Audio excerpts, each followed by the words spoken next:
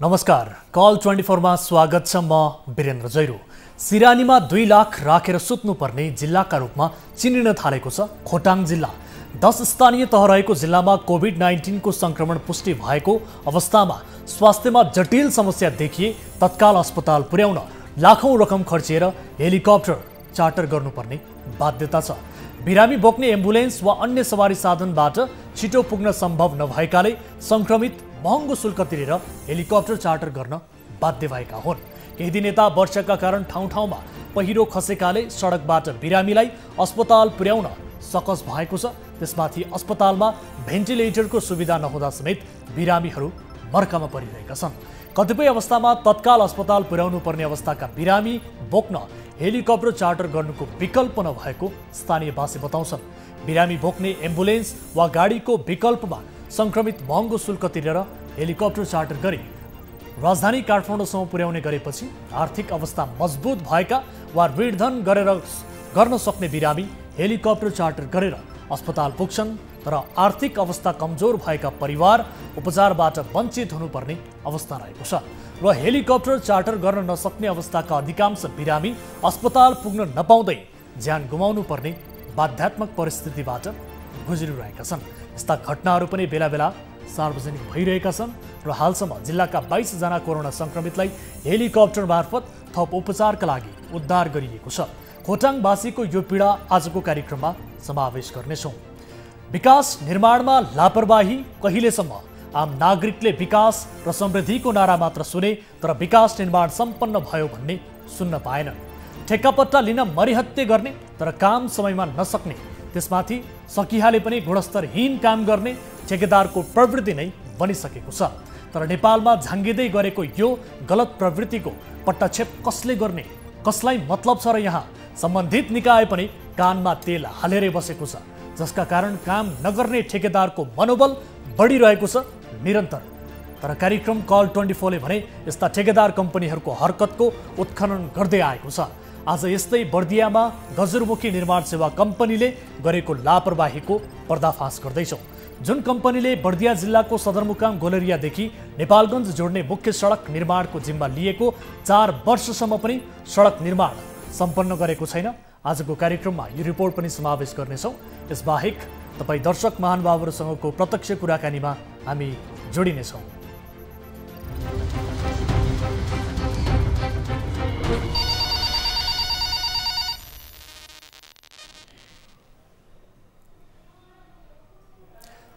दर्शक महानुभावहरू, कार्यक्रम कल 24 को नयाँ श्रृङ्खलामा उपस्थित भइसकेका छौँ। विविध विषयसहित आज पनि कार्यक्रममा उपस्थित छौँ। कुनै आपद विपदमा पर्नु भएको छ, कुनै समस्याहरू भोगिरहनु भएको छ र आफ्नो समाजमा वरपर कुनै पनि गलत गतिविधि विरुद्ध खबरदारी गर्न चाहनुहुन्छ भने हाम्रो स्टुडियोको टेलिफोन लाइन तपाईँका लागि खुला गरिसकेका छौँ। टोल फ्री नम्बर 1660 011 2424, एनसेल नम्बर 98 015 7 2424 र एनटिसी अर्थात् भाइबर नम्बर 98 84 011 037 तपाईका लागि हामीले खुला गरिसकेका छौँ र कार्यक्रम अवधिभर टेलिभिजनको स्क्रिनमा यो नम्बर डिस्प्ले भइरहन्छ। कल गर्दा पैसा लाग्ने छैन र यति बेला पहिलो कलरको रूपमा हामीसँग आइसक्नु भएको छ हाम्रो दर्शक टेलिफोन लाइनमा। नमस्कार, को बोल्दै हुनुहुन्छ, कहाँबाट? हजुर नमस्कार, कहाँबाट को बोल्दै हुनुहुन्छ? हेलो हेलो हेलो हजुर नमस्कार। हजुर हजुर कहाँबाट को बोल्दै हुनुहुन्छ? यहाँको शुभ नाम? सुन्नु न यता। हजुर ओ यो भन्नुहुन्छ भने जब शिक्षकहरूले बुढाहरूलाई पढाउन पनि भन, राम्रो पढाएनन्, अनि अब कोही पैसा खानको लागि मात्रै सरकारले गरेको हो कि के हो भन्न खोजे क्या सर। हजुर कुन जिल्लाबाट बोल्दै हुनुहुन्छ तपाईँले? कहाँको यो समस्या राख्न खोज्नु भएको हो? कुन विद्यालयको? यो मैले दोलखाबाट बोलेको। दोलखाबाट गर्दै हुनुहुन्छ? हजुर। दोलखाको कुन विद्यालयमा के भयो? अलिकति डिटेल्समा तपाईँको विस्तृतमा समस्या भन्नुहोस् त। विद्यालयमा भन्नुहुन्छ भने यस्तो नि त, स्कुलमै पढाइ भनेर नि त। हजुर, स्कुलमा चाहिँ पढाइ भएन। स्कुलमा भन्नुहुन्छ भने विद्यार्थीहरूको अलिकति घरै बसाइ भयो। यो कोभिड भन्छन्, कोभिड त बुढालाई पनि लागेको छ नि त। हजुर, यसको अर्थ तपाईँको विद्यालयमा चाहिँ पढाइ हुनुपर्ने थियो, विद्यार्थीहरूको पढाइ प्रभावित भयो भन्ने हिसाबले तपाईँले गुनासो गर्न खोज्नु भएको? हजुर। हस्, यसबारे सम्बन्धित निकायले अब आफ्नो हिसाबले आफ्नो प्लानिङहरू गरिरहेको छ, किनभने विगत लामो समयदेखि कोरोनाबाट देश नै यति बेला प्रताडित बनिरहेको अवस्था छ र यो अवस्थामा स्वास्थ्य नै सबैभन्दा ठुलो धन हो भन्दै ठाउँ ठाउँमा भनौँ न एक हिसाबले भर्चुअल क्लासको व्यवस्था पनि गरिएको छ र यसका लागि विभिन्न किसिमका योजनाहरू पनि अघि बढिरहेका छन्, बनिरहेका छन्। तपाईँले आफ्नो गुनासो राख्नुभयो, धेरै धेरै धन्यवाद। सुन्नु भर्चुअल क्लास कोही भएकै छैन त, अनि टिचरहरू त उही घर बसिरहेका छन्, पढाइ छैन बुढाहरूको। ठिक छ, तपाईँले राखेको जस्तै समस्या जस्तो अब भर्चुअल क्लासमा पनि धेरै विद्यार्थीहरू यसको पहुँचमा पुग्न सकेका छैनन्, धेरै किसिमका समस्याहरू यसमा देखिएका छन्। सम्बन्धित निकायको ध्यान आकर्षण हुनेछ भन्ने कुरा हामी अपेक्षा गर्दछौँ र छिट्टै यसको समाधान निस्किनेछ भन्ने किसिमको अपेक्षा पनि हामी अहिलेका लागि गर्न सक्छौँ। यसबाहेक थप केही बोल्न सकिने स्थिति छैन यसमा। गुनासो राख्नुभयो, धेरै धन्यवाद यहाँलाई। दर्शकबिन, यति बेला कोही दर्शक फेरि जोडिनु भएको छ, मलाई जानकारी प्राप्त भएअनुसार उहाँसँग पनि कुराकानी गर्छौँ। नमस्कार, को बोल्दै हुनुहुन्छ कहाँबाट? हेलो नमस्ते सर, म सिराहा जिल्लाबाट दिपेश कुमार महतो। सिराहाबाट, यहाँको शुभ नाम के भन्नुभयो एकपटक फेरि बताइदिनुहोस्। दिपेश कुमार महतो। दिपेशजी, के समस्या पर्नुभयो, के का लागि सम्झिनु? हाम्रो स्कुलमा के भन्छ, सरकारी स्कुलमा विद्यार्थीलाई साइकल बाँड्दाखेरि 900 रुपियाँ गरी प्रत्येक विद्यार्थीबाट उठाएछ टिचरले। सरकारी विद्यालयमा शुल्क उठाइयो? 900 रुपियाँ त्यो साइकल बाँड्दाखेरि, सरकारी साइकल 900 रुपियाँ। कुन विद्यालयमा हो? के भन्छ, श्री जनता माध्यमिक सीतापुर कला बजार। श्री जनता माध्यमिक, मिर्चा नगरपालिका 11 नम्बर वार्डमा। के भनेर उठाइयो, के शीर्षकमा उठाइयो, के का लागि भनेर तपाईँहरूसँग पैसा मागियो? कसैसँग रसिद छैन। आज एउटा विद्यार्थीलाई सोद्धाखेरि उहाँले भन्नुभयो कसैसँग रसिद छैन, अनि 900 रुपियाँ उठाएछ। पैसा लियो तर तपाईँहरूलाई रसिद चाहिँ दिइएको छैन? रसिद दिएन। अनि तपाईँहरूले माग्नु भएन त? के का लागि तपाईँहरूले माग्दै हुनुहुन्छ हामीसँग पैसा भनेर? तपाईँ अभिभावकहरूले पनि बोल्नु पर्ला। विद्यार्थीलाई सोद्धाखेरि विद्यार्थीले भनिरहेछ त्यो रसिद दिए छैन, अनि 900 रुपियाँ। अनि मैले भने के को लागि त? परीक्षा थिएछ, अहिले के को परीक्षा हुन्छ? अहिले परीक्षा छैन कुनै। ए, परीक्षा शुल्क भनेर लियो? 900 रुपियाँ। हस्, हामी यसबारे बुझ्ने कोसिस गर्नेछौँ। तपाईँहरूले यो कम्प्लेन चाहिँ विशेष गरी त्यहाँ नगरपालिका स्थित शिक्षा शाखामा गर्नु भएको छ कि छैन? छैन सर। त्यहाँ पनि कम्प्लेन गर्नुहोस् र यो विषयलाई हामी फलोअप गर्नेछौँ पक्कै पनि। र देशभर अहिले अधिकांश सामुदायिक विद्यालयहरूबाट यस किसिमका गुनासो आइरहेका छन् र केही दिन अघि पनि हामीले यसबारे एक जिल्लाको रिपोर्ट उदाहरण स्वरूप प्रस्तुत गरेका थियौँ र यस विषयलाई हामी फलोअप गर्नेछौँ। तपाईँहरू पनि आफ्नो कम्प्लेनलाई विशेष गरी त्यहाँ नगरपालिका स्थित शिक्षा शाखा हुन्छ त्यहाँ गएर प्रमुखलाई भेट्नुहोला र यसबारे थप गुनासो गरिसके पछाडि यसको विषयमा थप वास्तविकता बाहिर आउनेछ। एकपटक म यहाँलाई अनुरोध गर्न चाहन्छु, त्यो कम्प्लेन पनि तपाईँ लगायत अन्य जतिजना अभिभावकहरू हुनुहुन्छ जसले यस विषयमा विमति राख्दै आउनु भएको छ उहाँहरू जानु।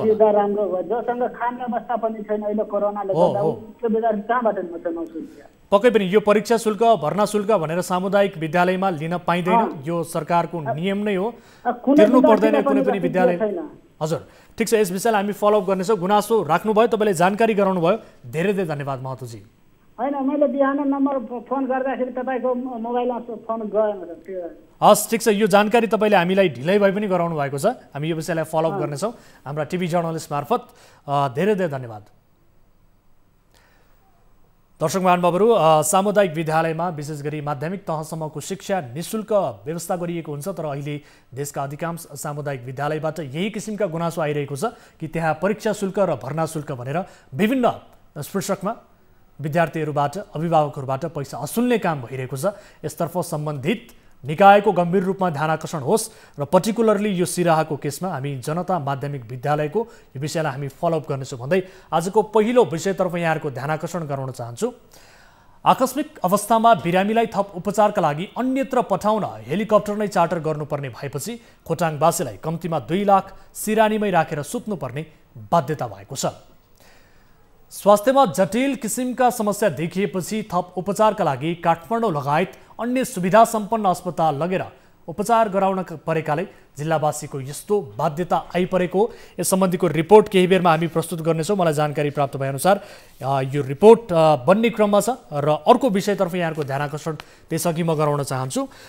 सडक विकासको अभिन्न अङ्ग हो र तर नेपालमा यही सडक विशेष गरी निर्माणमा किन लापरवाही गरिन्छ र किन समयमा सडक निर्माण हुँदैनन्?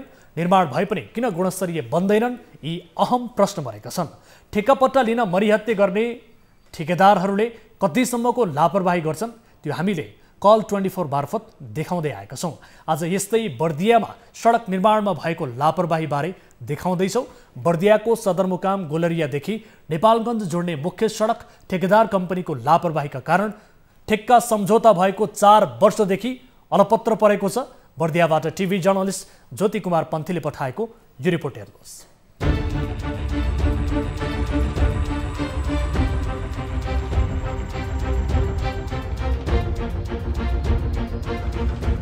बर्दियाको सदरमुकाम गोलरियादेखि नेपालगञ्ज जोड्ने मुख्य सडक ठेक्का सम्झौता भएको 4 वर्षसम्म पनि निर्माण सम्पन्न नहुँदा अलपत्र छ, जसका कारण सर्वसाधारणले निकै शास्ति भोग्नु परेको गुनासो गरेका छन्। जिल्लाको सदरमुकामकै मुख्य सडक गोलरिया बजारदेखि भादा पुलसम्म र खजुरा बजार क्षेत्रमा 4 लेन बनाउनका लागि सडक डिभिजन कार्यालय बाँकेले 2074 चैत्र 12 गते गजुरमुखी निर्माण सेवा कम्पनीसँग 21 करोड 49,33,573 रुपैयाँमा ठेक्का सम्झौता गरेको थियो। तर पटक पटक म्याद थपिए पनि ठेकेदार कम्पनीको लापरवाहीका कारण सडक निर्माण हुन सकेन। कतिपय मान्छेको त यहाँ उपचार नै गरेर एउटाको त अस्ति नै तपाईँको राति पानी आएको बेलामा हात नै भाँचिएछ।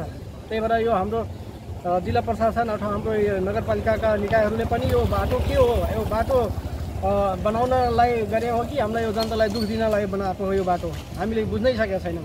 हेरिराख्नुहुन्छ यो भएको 3 वर्ष लगभग चाहिँ, तर चाहिँ के अरे यो काम अधुरै छ। आउँछन् केही दिन काम गर्छन्, त्यसपछि फेरि छोडेर हिँडिन्छन्। सम्झौता बमोजिम अहिले ठेक्काको करिब 60% मात्रै काम सम्पन्न भएको छ। सडक निर्माणको सुरुवातदेखि नै अनियमितता भएको भन्दै प्रशासनमा समेत पटक पटक उजुरी परेका छन्। तर गजुरमुखी निर्माण सेवाले निर्माण गरेको नालाको ढक्कन समेत नालामा नहाल्दा मानिसहरू नालामा खस्ने गरेको स्थानीयले दुखेसो पोखेका छन्। पटक पटक ताकेता गर्दा पनि सडक डिभिजन कार्यालयले बेवास्ता गरेका कारणले सडकका ढुङ्गाहरू उछिटिएर हिडुल गर्ने मानिसहरूलाई समेत लाग्ने गरेको स्थानीयहरूले बताएका छन्। यहाँ ढुङ्गाले यहाँ मान्छे बगलको फलवाला त्यो गाडीले उठेर निधारमा लाग्यो कति हो, त्यसले गर्दाखेरि अब हामीहरूलाई नै कति अप्ठ्यारो परिरहेछ। यहाँ नालीको फोहोरले कति गन्दा आइरहेछ। यहाँ स्थानीयले सडक निर्माणमा भएको लापरवाही बारे स्थानीय प्रशासनलाई जानकारी गराए पनि प्रशासनले समेत कुनै पहल गरेको छैन। सडकमा हिँड्ने चाहिँ नि नागरिकहरूले पनि बेसी दुःख पाउनु भएको छ, यो सबैलाई शास्ति भएको छ। त्यसैले पनि मेरो ध्यान यो विषयमा चाहिँ बढी केन्द्रित भएको छ र अब जति भएको छ अबका केही दिनमा यो समस्या चाहिँ समाधान हुन्छ। म यहाँहरूलाई अझै 1 हप्ता धैर्य धारण गर्न र ब्ल्याक टपका लागि असोजसम्म पुरिदिन यहाँहरूलाई चाहिँ हार्दिक अनुरोध गर्दछु र यहाँहरू सुरक्षित भएर व्यवस्थित भएर हिँड्नु पर्ला।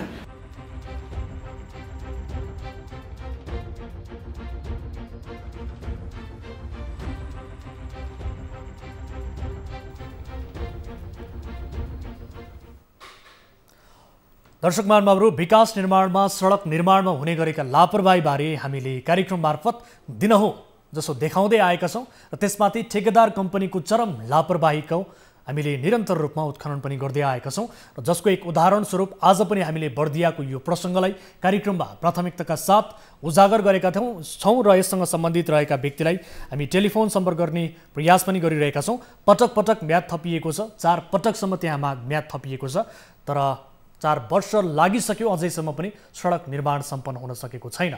यद्यपि त्यहाँ नाला निर्माणका लागि ढक्कन समेत नराखिँदा स्थानीय नागरिकहरू जो हिडुल गर्ने नागरिक हुन् ती नागरिकहरू नालामा छिर्ने गरेको स्थानीयले गुनासो गरेका छन्। र त्यति मात्र होइन, सडकमा रहेका ढुङ्गा गिट्टी छरिएर रहेका ढुङ्गा गिट्टीहरू उछिटिएर स्थानीय नागरिकलाई लाग्ने गरेको पनि स्थानीय नागरिकले गुनासो गरेका छन् र सोही गुनासोका आधारमा हामीले रिपोर्ट प्रसारण गरेका छौँ। यद्यपि 60% त्यहाँ काम सम्पन्न भने भएको छ र 2074 चैत्र 12 गते गजुरमुखी निर्माण सेवासँग 21 करोड 49,33,573 रुपैयाँमा ठेक्का सम्झौता भएको थियो र ठेकेदार कम्पनीको लापरवाहीका कारण 4 वर्ष बित्यो, अझैसम्म पनि निर्माण सम्पन्न हुन सकेको छैन। दर्शक महानुभावहरू, यस्ता ठेकेदारलाई कारबाही कसले गर्ने, नियमन कसले गर्ने, यस सम्बन्धित निकाय कानमा तेल हालेर बसेको छ, तर जसको शास्ति स्थानीय नागरिकले निरन्तर भोग्दै आउनु परिरहेको छ। जसले त्यो सडकको प्रयोग गर्ने हुन्, जो त्यो सडकका प्रयोगकर्ता हुन्, ती स्थानीय नागरिकहरू जहिले पनि त्यसको शास्तिमा पर्दै आएका छन्। तर ठेकेदार कम्पनीलाई नियमन गर्ने, कारबाही गर्ने निकाय भने पटक पटक म्याद थप्छ, ठेकेदारले लापरवाही गर्छ, तर त्यो ठेकेदारलाई नियमन गर्न सक्दैन, कारबाहीको दायरामा ल्याउन सक्दैन र दबाब दिएर काम गराउन सक्दैन, जसको कारण ती ठेकेदारको मनोबल बढ्छ र उनी लापरवाही गर्न अझ बढी उद्धत देखिन्छन्। यस किसिमको अवस्था देखिएको छ देशका विभिन्न स्थानमा, जहाँ ठेकेदारले मरिहत्ते गरेर ठेक्का लिएका छन्, तर काममा भने लापरवाही मात्रै गरेका छन्। यस्ता दृष्टान्तहरू हामीले बारम्बार देखाउँदै पनि आएका छौँ र बर्दिया जिल्लाको सदरमुकाम गोलरियादेखि नेपालगञ्ज जोड्ने मुख्य सडकको यो प्रसङ्गबारे यति बेला हामीसँग कुराकानी गर्नका लागि जोडिनु भएको छ सडक डिभिजन कार्यालय बाँकेका इन्जिनियर होम बहादुर हामीसँग जोडिनु भएको छ। इन्जिनियर साहब, स्वागत छ यहाँलाई कार्यक्रममा। हजुर, धन्यवाद। अब बर्दिया जिल्लाको सदरमुकाम गोलरियादेखि नेपालगञ्ज जोड्ने सडक 4 वर्ष बित्यो, अझै पनि सम्पन्न हुन सकेन, कारण के होला इन्जिनियर साहब? त्यसको त अब विभिन्न ठाउँमा अब त्यो विद्युतका पोलहरू हटाउनु पर्ने पनि थियो। हजुर, खानेपानी पनि त्यहाँबाट चाहिँ हटाउनु पर्ने, रिलोकेट गर्नुपर्ने कारणले गर्दा ढिलो भएको थियो। हजुर, अहिले चाहिँ त्यसको अब निर्माणको गति चाहिँ अहिले अगाडि बढेको छ। हजुर, अब त्यसमा बेस कोर्ससम्म सिद्धिसकेको छ, अन्य कामहरू अन्तिम चरणमा छ र अब पिचको काम मात्रै बाँकी हो। पिचको काम चाहिँ यो मौसममा, यो बर्खा र चिसो मौसममा चाहिँ गर्न नसकिने भएको हुनाले अहिले चाहिँ गरिँदैन। त्यसको मौसम चाहिँ अनुकूल हुने बित्तिकै हुनासाथ त्यो काम चाहिँ सुरु हुन्छ। अब तपाईँले भन्नुभयो काम चाहिँ धमाधम भइरहेको छ, यद्यपि पिच गर्न मात्रै बाँकी छ भनेर, तर स्थानीय नागरिकले के भनिरहेका छन् भने पटक पटक म्याद थपियो, तर ठेकेदार कम्पनीले लापरवाही मात्र गर्यो र सम्बन्धित निकाय जसले तपाईँहरूले यसको सुपरिवेक्षण गर्नुपर्ने हो तपाईँहरूले पनि बेवास्ता गर्नुभयो, जसका कारण 4 वर्ष पुग्यो। विशेष गरी 2074 चैत्र 12 गते सम्झौता गरिएको थियो, 4 वर्ष बित्यो, अझै पनि सम्पन्न हुन सकेन। यसमा तपाईँहरूको पनि दोष देखाइरहेका छन् स्थानीयले, के भन्नुहुन्छ? होइन, त्यसको लागि त मैले भनिहालेँ। जस्तो के अरे विभिन्न कारणहरू भए, जस्तो विद्युतको पोलहरू हट्नलाई टाइम लाग्यो, अनि के अरे केही पार्ट चाहिँ अब कन्ट्राक्टरबाट ढिलाइ पनि भएको होला होइन। तर चाहिँ खानेपानीको पोलहरू अथवा चाहिँ त्यहाँको संरचनाहरू हटाउनु पर्ने भयो, त्यसले गर्दा चाहिँ ढिलो भएको हो र अहिले चाहिँ अन्तिम चरणमा छ। हजुर, तर हामीलाई जानकारी प्राप्त भएअनुसार तपाईँ यो बेलामा यो मौसममा काम हुन सक्दैन अब, किनकि अहिले त्यस्तो स्पिड छैन। किन भन्दाखेरि अहिले पिच गर्नुपर्ने काम बाँकी छ। पिच गर्नुपर्ने काम चाहिँ यो बेला बर्खामा अथवा चिसो मौसममा हुन सक्दैन। त्यसैले चाहिँ यो मौसम अनुकूल हुने बित्तिकै हुन्छ। सर, तपाईँले पिच गर्न मात्रै बाँकी छ भन्नुभएको छ, तर कतिपय अवस्थामा के पनि छ भने नालाको ढक्कन समेत त्यहाँ नालामा नहाल्दा मानिसहरू नालामै खस्ने गरेका उदाहरणहरू पनि छन्। यसबारे पनि गुनासो गरिरहेका छन्। सडकमा छरिएर रहेका जति पनि ढुङ्गाहरू छन्, गिट्टीहरू छन्, उछिट्टिएर ती हिडुल गर्ने मानिसहरूलाई लाग्ने गरेको छ। यस किसिमको गुनासो पनि गरिरहेका छन्, के भन्नुहुन्छ? त्यो त उसले काम गर्दै गर्दा अब पिचको काम मात्रै मैले भने जस्तो पिचको काम मात्रै हो, अन्य काम चाहिँ अलिअलि फाटफुट काम हो। त्यो काम चाहिँ सबै तयारै हुन्छ। हामीलाई जानकारी प्राप्त भए अनुसार के पनि छ भने विशेष गरी त्यहाँ क्रसर सञ्चालन गरिएको छ र त्यो क्रसरबाट विशेष गरी कमाउनका लागि भनेर यसको म्याद थप्दै लम्ब्याउँदै यो सडक निर्माणमा व्यवस्था गरिएको र त्यसको फाइदा लिनका लागि भन्ने किसिमको जानकारी पनि आएको छ। स्थानीयले यस किसिमको जानकारी पनि दिएका छन्। यसमा कतिको सत्यता छ सर? त्यसको बारेमा मलाई जानकारी छैन। यसबारे तपाईँले जानकारी पाउनु भएको छैन? छैन, किनकि अब त्यो बारेमा मेरो विषयमिति परेन, मेरो पाटो परेन त्यो होइन। उहाँले चाहिँ अब किनकि क्रसर राखिसकेपछि क्रसरबाट माल ल्याउने हो, त्यो ल्याएको मेटेरियलहरू ठिक छ कि छैन भनेर चेक गर्ने चाहिँ अब हाम्रो जिम्मेवारी हुन्छ। क्रसरबाट कता माल लग्यो अथवा बेच्यो, कमायो, के गर्यो भन्ने कुरा चाहिँ त्यो पाटो चाहिँ अब हामीले चाहिँ हेर्न मिल्दैन। त्यसरी तर त्यही कारणले गर्दाखेरि सडक निर्माणमा यो किसिमको भनौँ न एक हिसाबले ढिलाइ गरिएको भने त यो त तपाईँहरूले पनि हेर्नु पर्ला नि, होइन? मैले भनिसकेँ नि, अब किनकि अब अन्तिम चरणमा छ। अलिअलि फाटफुट कामहरू मात्रै छ, जस्तो नालीको ढक्कन कुनै ठाउँमा छुट्या होला, कुनै ठाउँमा चाहिँ अब करेक्सन गर्नुपर्ने होला। बर्खामा फेरि बेस कोर्स गरेर छोडेको अलिअलि बिग्रिन सक्छ होइन, त्यसलाई करेक्सन पनि गर्छ र मौसम अनुकूल हुनासाथ त्यो कालोपत्रै हुन्छ। अहिले अब ठेकेदार कम्पनीका जो सञ्चालक हुनुहुन्छ उहाँ तपाईँको सम्पर्कमा हुनुहुन्छ? हाम्रो सम्पर्कमा त उहाँ आउनु भएको छैन। सम्पर्कमै हुनुहुन्छ उहाँ? सम्पर्कमै हुनुहुन्छ? हजुर। हस्, समय र जानकारीका लागि धन्यवाद। यो विषयलाई हामी फलोअप गर्नेछौँ र तपाईँसँग आगामी दिनमा फेरि पनि हामी जोडिनेछौँ। यद्यपि स्थानीय नागरिकले गुनासो गरिरहेका छन्, त्यहाँ ठेकेदारको चरम लापरवाही भइरहेको छ र सडक डिभिजन कार्यालयले पनि यसबारे बेवास्ता गरिरहेको छ भनेर भनिएको छ। यस विषयलाई गम्भीरताका साथ लिनुहोला र समय र जानकारीका लागि धेरै धेरै धन्यवाद सर। धन्यवाद। दर्शक यसै विषयमा हामी थप कुराकानी गर्छौँ। यति बेला प्रमुख जिल्ला अधिकारी जो हुनुहुन्छ सन्तबहादुर सुनार, उहाँसँग हामी टेलिफोन सम्पर्क मार्फत कुराकानी गर्छौँ, किनभने स्थानीय नागरिकले पटक पटक यस विषयलाई लिएर त्यहाँ अनियमितता भएको र लापरवाही गरिएको भन्दै प्रशासनमा उजुरी समेत गरेका छन्, ध्यानाकर्षण समेत गराएका छन् र यस विषयमा हामी सिडिओ साहबसँग पनि केही प्रश्न गर्नेछौँ। यद्यपि उहाँले हाम्रो रिपोर्टमा पनि बाइट मार्फत बताइसक्नु भएको छ, केही समय स्थानीय नागरिकलाई धैर्य गर्नका लागि भनेर भन्नुभएको छ। यद्यपि अब एक हिसाबले त्यहाँ स्थानीय नागरिकले अनियमितताको पनि आशंका गरिसके पछाडि यसको छानबिन गर्नका लागि स्थानीय प्रशासनले कस्तो भूमिका निर्वाह गर्दछ यसबारे हामी थप कुराकानी गर्ने कोसिस गर्छौँ। यति बेला सिडिओ साहब हामीसँग टेलिफोन सम्पर्कमा जोडिनु भएको छ, सन्तबहादुर सुनार जो प्रमुख जिल्ला अधिकारी हुनुहुन्छ बर्दियाका। सिडिओ साहब, स्वागत छ यहाँलाई कार्यक्रममा। धन्यवाद। अब यो गुलरियादेखि नेपालगञ्ज जोड्ने मुख्य सडकका विषयमा हामी कुराकानी गरिरहेका छौँ। यद्यपि यहाँले रिपोर्टमा पनि हाम्रो प्रतिक्रिया दिइसक्नु भएको छ, त्यो हामीले दर्शकलाई सुनाइसकेका छौँ। के कारणले ढिलो भयो सर? पटक पटक स्थानीय प्रशासनमा स्थानीय नागरिकले उजुरी समेत गरेका छन्, यस विषयलाई लिएर के भन्न चाहनुहुन्छ? यो ढिलो भएको भनेर जुन प्रतिक्रिया आइरहेको छ, नागरिकहरूले भनिरहेका छन्, प्रशासनले पनि भनिरहेको छ, यो साँचो कुरा हो। ढिलो भएको छ, जति बेलामा हुनुपर्ने हो त्यसको टाइम, त्यसपछि गएर जुन क्वालिटीमा हुनुपर्ने हो टाइम क्वालिटी, यी दुवै कुराहरू मिलेको छैन। त्यसैले यो विषयमा नागरिकहरूको कुरा पनि सुनेको छु र म आफै पनि सम्बन्धित पक्षसँग प्रत्यक्ष सरोकार राखेको छु र सम्बन्धित पक्षलाई बोलाउँछु, छलफल गर्छु। कतिपय बेला यिनीहरूले बनाइरहेको कुरालाई पनि यो मिलेको वा प्राविधिकहरूबाट चेक गराएर यसलाई फेरि बनाउनुहोस् पनि भनेको छु। र म यसलाई मेरो आफ्नो मुख्य विषयकै रूपमा लिएको छु। जसरी नागरिकहरूले यो गुनासो गर्नुभएको छ, उहाँहरूको गुनासोलाई जिम्मेवार प्रमुख जिल्ला अधिकारीको हिसाबमा नै मैले प्रस्तुत गरेको छु र मेरो जोडले नै मैले नागरिकहरूको गुनासोलाई लिएर अनि मैले आफूले जोडबल गरेर नै अहिलेको अवस्थामा आएको छ र यो अवस्थामा आउने थिएन। अब यिनीहरूको इन्ट्रेस्ट के हो मैले बुझ्नै सकिनँ। धेरै ठाउँ ठेक्का लिने, धेरै ठाउँ हात हाल्ने, त्यसपछि गएर स्रोत साधनहरू होइन, जनशक्ति भए, मेटेरियलहरू भए, अनि त्यसपछि गएर अन्य कुराहरूलाई चाहिँ बाँड्ने, यिनीहरू छर्दै जाने र कतै पनि काम पुरा नगर्ने। यो एउटा रोग रहेछ यो विकास निर्माणमा, ठेकेदारहरूमा हुने एउटा प्रवृत्ति रहेछ। त्यसैले यो प्रवृत्तिलाई तिर्नका लागि मैले सम्पूर्ण ठेकेदारहरूलाई, यो काम गर्ने, काम दिने कार्यालयका प्रमुखहरूलाई, योजनाका प्रमुखहरूलाई पटक पटक व्यक्तिगत रूपमा बोलाएर पनि भेट्ने गरेँ र पटक पटक अहिले कोभिडको बेलामा जुन मिटिङमा राखेर कसको कहाँनिर समस्या छ, कहाँनिर चुनौती छ, किन के भइरहेको छ र कसले के गर्नुपर्ने हो, किन भएन भन्ने सन्दर्भमा त्यो जुन मिटिङमा नै प्रत्यक्ष त्यो आफ्ना समस्या राख्नुहोस्, कसले समाधान गर्नुपर्ने हो भन्नुपर्छ भनेर चुनौती के हो, हामीले एक्सन के लिनुपर्ने हो र त्यसको रिजल्ट चाहिँ आउनु पर्यो भनेर मैले प्रयास गरेको छु। यो अब एउटा बाटोको मात्रै कुरा छैन, विकास निर्माणको जिल्लाभरिको विकास निर्माणका बाटोहरूको सन्दर्भमा अब तपाईँको यो आशय अनुसार विशेष गरी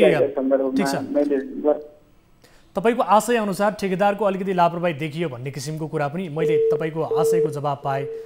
सिडिओ साहबसँगको टेलिफोन सम्पर्क यति बेला विच्छेद भएको छ मलाई जानकारी प्राप्त भएअनुसार र एकपटक फेरि उहाँलाई जोड्नु होला। उहाँसँगको कुराकानी र केही प्रश्नहरू हाम्रा बाँकी नै छन् र विशेष गरी त्यहाँ क्रसर सञ्चालन गरिएका कारणले र त्यसबाट मजाले त्यहाँका नागरिकले यो यससँग सम्बन्धित रहेका जिम्मेवारी लिएका व्यक्तिहरूले मजाले फाइदा लिइरहेका छन्। त्यसकारण पनि यो सडक निर्माणमा ढिलाइ गरिरहेको भन्ने किसिमको जानकारी समेत हामीलाई प्राप्त भइरहेको परिप्रेक्ष्यमा यो प्रश्न पनि त्यहाँ सिडिओ साहबसँग हामीले गर्नुपर्नेछ र उहाँलाई यो विषयमा जानकारी छ वा छैन यस विषयमा हामी जान्ने बुझ्ने प्रयास गर्नेछौँ र एकपटक फेरि म उहाँलाई जोड्नका लागि अनुरोध गर्न चाहन्छु। सिडिओ साहब सुन्दै हुनुहुन्छ? र खास गरेर प्रोजेक्टका प्रमुखहरू भन्दा पनि बढी म प्रमुख जिल्ला अधिकारीको हैसियतले म आफै पनि खटेको छु। म भौतिक रूपले पनि खटेको छु, मानसिक रूपले, भौतिक रूपले, र एक अर्कालाई कोअर्डिनेसन गरेर के कसरी यसलाई व्यवस्थित गर्न सकिन्छ भन्ने सन्दर्भमा म लागि परेको छु। त्यसो भएको हुनाले नहुने भएको चाहिँ छैन, भएको छ। हाम्रो प्रयासले गर्दा बनेको छ, र जति हुनुपर्ने थियो त्यति भइसकेको छैन। अझै पनि कति सीमित छ, सीमा छ। त्यसलाई हामीले चाहिँ एक्सिलेटर दबाइरहेका छौँ। मलाई लाग्छ अब यो महिनाभित्र यो चाहिँ गुलरियाको बाटो यसले जति बनाउनु पर्ने हो त्यति बन्छ भन्ने मलाई लाग्छ। किनभने मैले प्रत्यक्ष हेरिरहेको छु, भनिरहेको छु, र उनीहरूलाई कोअर्डिनेसन गरिरहेको छु। ठिक छ सिडिओ साहब, अब हामीले भर्खरै सडक डिभिजन कार्यालयका इन्जिनियरसँग पनि कुराकानी गर्यौँ, जो बाँकेका इन्जिनियर हुनुहुन्छ। उहाँले बताएअनुसार बीचबीचमा विद्युतका पोल भएका कारणले त्यसलाई हटाउन पनि समय लाग्यो, त्यसकारण पनि ढिलाइ भयो भन्ने किसिमको जवाफ उहाँले दिनुभएको छ। तर मैले तपाईँको जवाफको आशय भने के पाएँ भने विशेष गरी यसमा ठेकेदारको लापरवाही बढी देखियो, त्यसकारण यो सडक निर्माणमा ढिलाइ भएको हो भन्ने तपाईँको जवाफको आशय मैले यही बुझेँ, ठिक हो?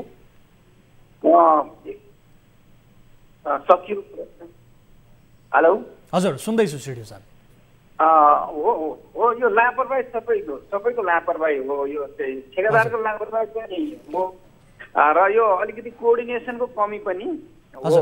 त्यो कोअर्डिनेसनको कमीलाई त मैले मेन्टेन गरिरहेको छु। मैले विद्युत भनेर त्यसपछि ठेकेदारलाई, विद्युतलाई, र सम्बन्धित आयोजना प्रमुखहरूलाई, र सम्बन्धित निकायका अथवा त्यहाँ समुदायका मान्छेहरू समेतलाई राखेर कोअर्डिनेसन गरेर त्यसलाई मिलाउने काम त मैले गरिसकेकै छु। हजुर, अनि सिडिओ साहब हामीलाई जानकारी प्राप्त भए अनुसार विशेष गरी महत्त्वपूर्ण एउटा अर्को जानकारी पनि छ। काम गर्नुपर्ने, त्यो जनशक्तिलाई ठाउँ ठाउँ बाँड्नुपर्ने, छितरिएर लिनुपर्ने कारणले एक ठाउँको रिजल्ट चाहिँ दिन नसकेको हो है। अहिले चाहिँ हामीले अलिकति कडाइ गरेका छौँ। मलाई लाग्छ अब केही दिनमा यहाँको काम चाहिँ सम्पन्न हुन्छ। अब कतिपयले विशेष गरी त्यहाँ जिम्मेवारी लिएका व्यक्तिले नै क्रसर पनि चलाइरहेका छन्, र त्यही क्रसरबाट फाइदा लिइरहेका छन्, र त्यही फाइदा लिने क्रमलाई निरन्तरता दिनका लागि यो सडक निर्माणमा ढिलाइ भएको हो भन्ने किसिमको स्थानीय नागरिकको यो गुनासो पनि छ। यसको वास्तविकता के हो? यो गुनासो तपाईँ समक्ष आइपुगेको छ कि छैन? हो, यो गुनासो हो। यस्तो गुनासो चाहिँ आउने गरेको हो। यो गुनासो आएपछि मैले केही समय यो असारको महिनामा यो जिल्लाबाट क्रसर उद्योगबाट बाहिर जाने जुन गिट्टीहरू हो त्यो गिट्टीहरू सबै रोकिदिएको थिएँ, र त्यो रोकेपछि यहाँको काम सम्पन्न गर, अनि गरेपछि तिमीहरूको अन्य यो नेपाल सरकारका यो आयोजनाहरू जुन छन्, त्यो गौरवका आयोजनाहरू, त्यसका लागि चाहिँ हुन्छ भनेर मैले त्यसरी पनि रोकेँ र यहाँ काम गर्न लगाएको अवस्था हो। र कतिपयको भनाइ त्यो छ, त्यो भनाइलाई पनि मैले गम्भीर रूपमा लिएर हेर्ने, बुझ्ने, र त्यो अनुसार तिनीहरूलाई चाहिँ नियन्त्रणमा लिने प्रयास चाहिँ गरेको छु। हजुर सिडिओ साहब, अब तपाईँले यति धेरै कुराहरू भनिरहँदा स्थानीय प्रशासनले पनि आफ्नो तर्फबाट प्रयास गरेको देखियो। यद्यपि कतिपय स्थानीय नागरिकले के पनि भनिरहेका छन् भने पटक पटक प्रशासनको ध्यान आकर्षण गराउँदा पनि प्रशासन पनि बोलेको छैन यस विषयमा। पहल गर्नुपर्ने जुन हिसाबले गर्नुपर्ने थियो त्यो हिसाबको पहल स्थानीय प्रशासनबाट पनि भएको छैन भन्ने स्थानीय नागरिक पनि छन्। ती नागरिकलाई अब के भन्न चाहनुहुन्छ? र सँगसँगै जसले यो सडक निर्माणमा चरम लापरवाही भयो भनेर गुनासो गरिरहेका छन्, जसले यो नबनेका कारण शास्ति पाइरहेका छन् विगत 4 वर्षदेखि, ती नागरिकहरूलाई अब तपाईँले कसरी आश्वस्त पार्नुहुन्छ? अब स्थानीय नागरिकहरूको जुन गुनासो छ त्यो गुनासो जायज छ होइन। नागरिकहरूले जुन पीडा भोगिराख्नु भएको छ, जुन ठुलो खेपिराख्नु भएको छ, ढुङ्गाले चोट लाग्ने गरेको छ, हिँडाइ सहज भएको छैन, गाडी सहज भएको छैन, हरेक कुराले पीडा भएको छ। यो उहाँहरूको गुनासो प्रति मेरो चाहिँ अत्यन्त म सहानुभूति दिन चाहन्छु। अरू त म के गर्न सक्छु, म दुखी छु हो। यो विषयमा मैले उहाँहरूको त्यो दुःखलाई लिएर नै मैले पहिलो आफ्नो मिसन नै त्यही बनाएको छु, र यो पीडाबाट सकेसम्म छिटो मुक्ति दिनका लागि मैले 1 सेकेन्ड पनि उनीहरूसँग बाहिर भएको छैन। मैले उनीहरूलाई आफ्नै नेकमा राखेको छु। नेकमा राख्दै पनि उनीहरूबाट जुन गतिमा गर्नुपर्ने हो त्यो गतिमा भइरहेको छैन। म पनि हैरान छु तर लागिरहेको छु, म छोड्नेवाला छैन।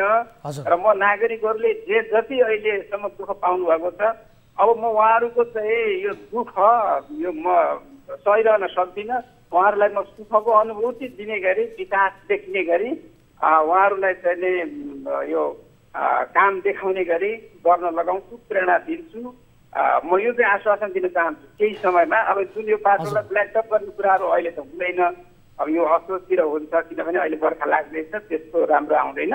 र यसलाई बनाउने कुरामा यो खास गरेर तपाईँले अहिले मलाई सोध्नुभएको गुलरियादेखि उता जाने, गुलरियादेखि भाडासम्मको बाटो भन्नुभएको छ, त्यो बाटोलाई म यो महिनाभित्रै देखिने गरी अहिले त्यो नागरिकहरूको गुनासो चाहिँ नआउने गरी म चाहिँ काम गर्न लगाउँछु। म नागरिकहरूप्रति यो प्रतिबद्धता तपाईँको लोकप्रिय रेडियो यो टिभी मार्फत म चाहिँ जानकारी गराउन चाहन्छु। हस्, धेरै धेरै धन्यवाद यो प्रतिबद्धताका लागि। र हामी पनि यो विषयलाई छाड्ने छैनौँ सिडिओ साहब, निरन्तर निगरानीमा राखिरहनेछौँ।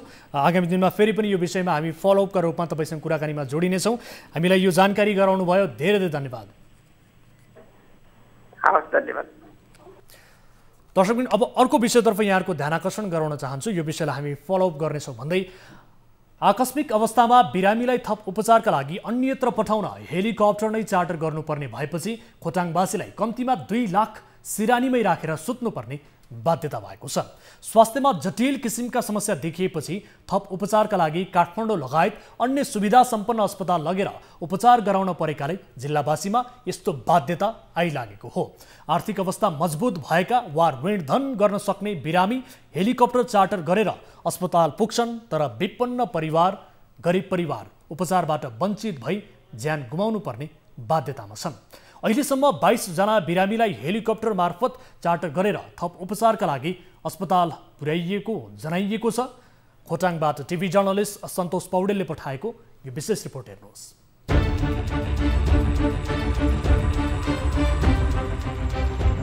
शनिबार खोटाङ स्थित दिप्रुङ चुइचुम्मा गाउँपालिका 7 टेम्मामा एक कोरोना संक्रमितलाई 2,80,000मा हेलिकप्टर चार्टर गरेर थप उपचारका लागि काठमाडौँ लगियो। सोही दिन बिहान वडा नम्बर 1 यामखा स्थित अस्थायी कोभिड अस्पतालमा भर्ना भएर उपचार गराइरहेका 22 थरका उनलाई श्वास प्रश्वासमा समस्या देखिएकाले हेलिकप्टरबाट काठमाडौँ लगिएको हो। त्यस्तै यसअघि गत असार 20 गते दिक्तेल रूपाकोट मजुवागढी नगरपालिका 14 बुइपाकी 44 वर्षीय संक्रमित महिलालाई 2,80,000मा हेलिकप्टर चार्टर गरेर काठमाडौँ पुर्याइएको थियो। जिल्ला आयुर्वेद स्वास्थ्य केन्द्रको भवनमा स्थापना गरेको आइसोलेसन सेन्टरमा भर्ना भएकी महिलाको अक्सिजन कम भएपछि थप उपचारका लागि हेलिकप्टर चार्टर गरेर अस्पताल पुर्याइएको हो। केही दिन यता वर्षाका कारण ठाउँ ठाउँमा पहिरो खसेकाले सडकबाट बिरामीलाई अस्पताल पुर्याउन सकस छ। कतिपय अवस्थामा तत्काल अस्पताल पुर्याउनु पर्ने अवस्थाका बिरामी बोक्न हेलिकप्टर चार्टर गर्नुको विकल्प नभएको स्थानीय बताउँछन्। गत जेठ 5 गतेभन्दा यता मात्र संक्रमितलाई अस्पताल लैजान 9 पटक हेलिकप्टर चार्टर भइसकेका छन्। गत असार 8 गते ऐसेलु खर्क गाउँपालिका 3 का 60 वर्षीय संक्रमित वृद्धलाई 2,95,000मा हेलिकप्टर मार्फत काठमाडौँ पुर्याइएको थियो। त्यस्तै संक्रमण भएपछि आइसोलेसनमा राखिएकी हलेसी तुवाचुङ नगरपालिका 7 महादेव स्थानकी एक महिलालाई जेठ 27 गते 3 लाखमा हेलिकप्टर चार्टर गरेर काठमाडौँ पठाइएको थियो। ऐसेलु खर्क गाउँपालिका 3 कै अर्की संक्रमित महिलालाई जेठ 17 गते काठमाडौँ लैजान 2,95,000 खर्चनु परेको थियो। त्यसै जेठ 15 गते दिक्तेल रूपाकोट मजुवागढी नगरपालिका 1 दिक्तेलका 78 वर्षीय संक्रमित वृद्धलाई 3,50,000मा हेलिकप्टर चार्टर गरेर काठमाडौँ पुर्याइएको थियो। यस्तै जेठ 10 गते दिक्तेलका 64 वर्षीय पुरुषलाई 3,50,000 र जेठ 5 गते ऐसेलु खर्क गाउँपालिका 3 का एकै परिवारका 3 संक्रमितलाई 3,20,000मा हेलिकप्टर चार्टर गरेर काठमाडौँ पुर्याइएको थियो। जिल्ला जनस्वास्थ्य कार्यालय खोटाङका अनुसार जिल्लामा सामान्य रोगका बिरामीहरूको जिल्लामै उपचार हुँदै आइरहेको तर जटिल अवस्थाका बिरामीलाई भेन्टिलेटर नहुँदा अन्यत्र रेफर गर्नुपर्ने बाध्यता रहेको जनाएको छ। अलि जटिल अवस्था भयो भनेदेखि अब हामी कहाँ यहाँ भेन्टिलेटरको पनि व्यवस्था छैन, अक्सिजनहरू हामीसँग प्रशस्तै मात्रामा छ। हामीले चाहिँ अरू सामान्य अवस्थामा चाहिँ सबै पालिकाबाट र हाम्रो जिल्लामा रहेको कोभिड हस्पिटलबाट उपचार गरिरहेकै अवस्था हो। तथापि बिरामीको जटिल अवस्था भयो भने चाहिँ हामीले अन्यत्र बाहिर चाहिँ रेफर गरिरहेको छ। 10 स्थानीय तह रहेको खोटाङमा हेलिकप्टर चार्टर गर्न नसक्ने अवस्थाका अधिकांश बिरामी अस्पताल पुग्न नपाउँदै ज्यान गुमाउन बाध्य भएका घटनाहरू समेत सार्वजनिक भएका छन्। आकस्मिक अवस्थामा अस्पताल जानुपर्दा हेलिकप्टर चार्टर गर्नुपर्ने अवस्था भएकै कारण खोटाङलाई 2 लाख सिरानीमा राखेर सुत्नुपर्ने जिल्लाका रूपमा चिनिन थालेको छ। हालसम्म जिल्लाका 22 जना कोरोना संक्रमितलाई हेलिकप्टर मार्फत उद्धार गरिएको छ। दर्शकमण्डली, यस किसिमको दुःखदायी अवस्था छ खोटाङवासीको यो पीडाका विषयमा थप कुराकानी गर्नका लागि हामीसँग टेलिफोन सम्पर्कमा जोडिनु भएको छ जिल्ला जनस्वास्थ्य कार्यालय खोटाङका प्रमुख हुनुहुन्छ पुण्य प्रसाद सिग्देल हाम्रो सम्पर्कमा। पुण्य सर, स्वागत छ कार्यक्रममा। हस्, धन्यवाद हजुर। अब यो एकदमै जटिल अवस्थाका बिरामीहरूलाई हेलिकप्टर चार्टर गरेरै काठमाडौँ अथवा अन्य ठाउँमा रेफर गर्नुपर्ने हाम्रो स्वास्थ्य सेवाको अवस्था के हो, कसरी सेवा दिइरहनु भएको छ, यसबारे जानकारी गराइदिनुहोस् त सर। यो अत्यन्त दुःखद समाचार यति बेला हामीले प्रसारण गऱ्यौँ। हजुर, अब हाम्रो यो खोटाङ जिल्ला चाहिँ अलि भौगोलिक विकटता भएको र यातायातको चाहिँ असुविधा भएको ठाउँ हो। हजुर, यहाँबाट चाहिँ अब बिरामीलाई धेरै पैसामा चाहिँ एम्बुलेन्स भाडामा लिएर गाडीमा पठाउँदाखेरि समय लाग्ने र लामो समयमा चाहिँ बिरामीलाई चाहिँ पुग्दै उपचार गर्न चाहिँ ढिलाइ हुने परिस्थितिले गर्दाखेरि चाहिँ हेलिप्याडकै आवश्यकता परेको हो। र हाम्रो चाहिँ जिल्लामा अब सुविधा सम्पन्न अस्पतालहरूको पनि अहिले कमी नै छ। अहिले सरकारले भर्खरै मात्रै कोभिड अस्पताल 5 बेडको अस्पतालहरू चाहिँ उद्घाटन गरे तापनि सुविधा सम्पन्न नसकेको अवस्था र स्वास्थ्य कर्मीहरू चाहिँ दरबन्दी अनुसार परिपूर्ति पनि नभएको अवस्थाको कारणले गर्दाखेरि हेलिप्याड चाहिँ नजारीकन नहुने अवस्था भएको हो। हजुर, अनि अहिले अब कोरोना संक्रमितहरूको र जटिल समस्याका बिरामीहरूलाई उपचार गर्नका लागि त्यहाँ उपलब्ध स्रोत साधनहरूको अभाव हो त? त्यसो भए यसका परिपूर्तिका लागि के पहल गरिएको छ? अभावै हो। त्यसै कारणले हामीले जिल्लामा एउटा कोभिड अस्पताल भनेर पनि सञ्चालनमा ल्याएका छौँ। जिल्लाभित्रमा चाहिँ सामान्य अवस्थाको जिल्लामै उपचार गर्न सकिने बिरामीहरूलाई चाहिँ हामीले कोभिड अस्पतालमा चाहिँ उपचार गरिरहेका छौँ। त्यहाँबाट पनि उपचार हुन नसक्ने अवस्था भयो भने चाहिँ हामीले अन्यत्र अब हेलिप्याडबाट अब हामीले चाहिँ के अरे चार्टर गरेरै बाहिर पठाउनु पर्ने र व्यक्तिहरूले आफै खर्च गर्नुपर्ने, धेरै सङ्ख्यामा चाहिँ उहाँहरूले चाहिँ अब खर्च नगरी नहुने गरिब अब निमुखा जनताहरूलाई चाहिँ अप्ठ्यारो परिरहेको अवस्था छ। हजुर, अब यो अप्ठ्यारो परिस्थितिलाई समाधान गर्नका लागि, सहज बनाउनका लागि कस्तो किसिमको पहल गरिएको छ यसबारे बताउनुहोस् न। विशेष गरी त्यहाँ जनशक्तिको परिपूर्तिका लागि र सँगसँगै आवश्यक स्रोत साधनको उपलब्धताका लागि कस्तो पहल भइरहेको छ त? के गरिरहनु भएको छ? हजुर, हामीले सामना गर्नको लागि हामी चाहिँ अब प्रदेशको सामाजिक विकास मन्त्रालयको सहयोगमा हामीले जिल्लामा कोभिड अस्पताल चाहिँ सञ्चालनमा ल्याएका छौँ। र कोभिड अस्पतालमा चाहिँ हामीले अन्यत्र गाउँपालिकामा रहेको कोभिड अस्पताल भन्दा यहाँ सुविधा सम्पन्नै बनाएका छौँ। हामीले यहाँ के भन्छ पल्स अक्सिमिटरहरू, अक्सिजन कन्सन्ट्रेटरहरू, अक्सिजन पर्याप्त मात्रामा चाहिँ उपलब्ध गराएर नियमित डक्टरहरूको चाहिँ निगरानीमा चाहिँ उपचार गरेर चाहिँ हामीले यहाँ धेरै सुविधा सम्पन्न रूपले हाम्रो जिल्लाको हकमा हामीले चाहिँ एउटा कोभिड अस्पताल चाहिँ सञ्चालनमा ल्याएका छौँ। यही जिल्लाभित्रमा उपचार हुन सक्ने सम्भावना भएको बिरामीहरूलाई जिल्लामा अरू पालिकाहरूले रेफर गरेको खण्डमा हामी यहाँ उपचार गर्छौँ र यहाँ पनि उपचार हुन नसक्ने अवस्था भयो भने हामीले चाहिँ हेलिप्याड चार्टर गरेर काठमाडौँ नै बिरामी पठाउने गरेका छौँ। हस्, समय र यो जानकारीका लागि धन्यवाद दिन चाहन्छु। यससँग सम्बन्धित रहेका अन्य सरकारवालासँग पनि हामी कुराकानी गर्नेछौँ। तपाईँले आफ्नो जानकारी गराउनुभयो, धेरै धेरै धन्यवाद सर। हस्, धन्यवाद, नमस्कार।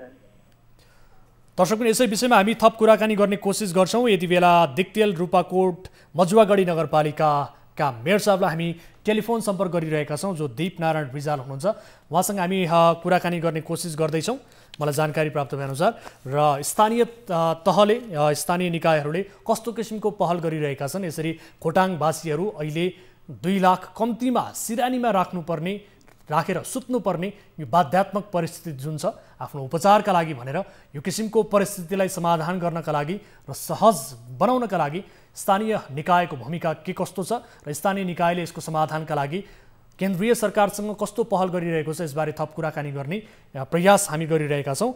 यद्यपि हामीलाई जानकारी प्राप्त भएअनुसार त्यहाँका स्थानीय निकायले यो समस्या समाधानका लागि भन्दै यसअघिका तत्कालीन प्रधानमन्त्री केपी शर्मा ओलीलाई पनि पत्र पठाएका थिए र सरकारलाई निःशुल्क रूपमा त्यहाँ हेलिकप्टर चार्टरका लागि भन्दै अनुरोध गर्नेसम्मको पत्र पठाइएको बारे पनि जानकारी प्राप्त भएको थियो। यद्यपि त्यससँग सम्बन्धित रहेर कुनै किसिमको त्यहाँ पहल गरिएको छैन र जसका कारण स्थानीय नागरिकहरू आफैले महँगो शुल्क तिरेर ऋणदान गरेर यति बेला उपचार गराउनु पर्ने बाध्यात्मक परिस्थिति खोटाङवासीमा रहेको छ। उनीहरूले त महँगो शुल्क पनि तिर्न सक्लान्, उनीहरू सहजै रूपमा अस्पतालमा सेवाका लागि पुग्न सक्लान्, तर जो विपन्न समुदायका नागरिक छन्, गरिब समुदायका नागरिक छन्, ती नागरिकहरू कसरी हेलिकप्टर मार्फत चार्टर गरेर महँगो शुल्क तिरेर अस्पताल पुग्ने उपचारका लागि? यो अहम प्रश्न यति बेला उब्जिएको अवस्था छ र यो खोटाङवासीको यो पीडालाई हामी सम्बन्धित निकाय समक्ष पुर्याउने कोसिस गरिरहेका छौँ र यससँग सम्बन्धित रहेका व्यक्तिहरूसँग टेलिफोन सम्पर्क गर्ने प्रयास गरिरहेका थियौँ। विशेषतः दिक्तेल रूपाकोट मजुवागढी नगरपालिकाका मेयर साहब दीपनारायण रिजालसँग हामी कुराकानी गर्ने कोसिस गरिरहेका थियौँ। उहाँको टेलिफोन यति बेला उठेको छैन, उहाँ व्यस्त हुनुहुन्छ होला। खैर यो विषयलाई हामी फलोअप गर्नेछौँ र रिपोर्ट मार्फत र भर्खरै हामीले जनस्वास्थ्य प्रमुखसँग गरेको कुराकानीका आधारमा पनि सम्बन्धित निकायको गम्भीर रूपमा ध्यानाकर्षण हुनेछ भन्ने किसिमको अपेक्षा हामीले गरेका छौँ। यति भन्दै आजका लागि कार्यक्रमको निर्धारित समय पनि सकिएको छ। कुनै आपद विपदमा पर्नु भएको छ, कुनै समस्याहरू भोगिरहनु भएको छ, कुनै विशेष जानकारी गराउनु पर्नेछ, तपाईँका कुनै पनि गुनासाहरू छन् भने टोल फ्री नम्बर 1660 011 2424, एनसेल नम्बर 98 015 7 24 24 र भाइबर अर्थात् एनटिसी नम्बर 98 84 011 037 तपाईँका लागि 24 घण्टा हाम्रो 24 हेल्प डेस्क खुला रहनेछ भन्दै आजका लागि कार्यक्रमबाट बिदा हुन्छौँ। हामी निरन्तर न्युजमा छौँ। नमस्ते।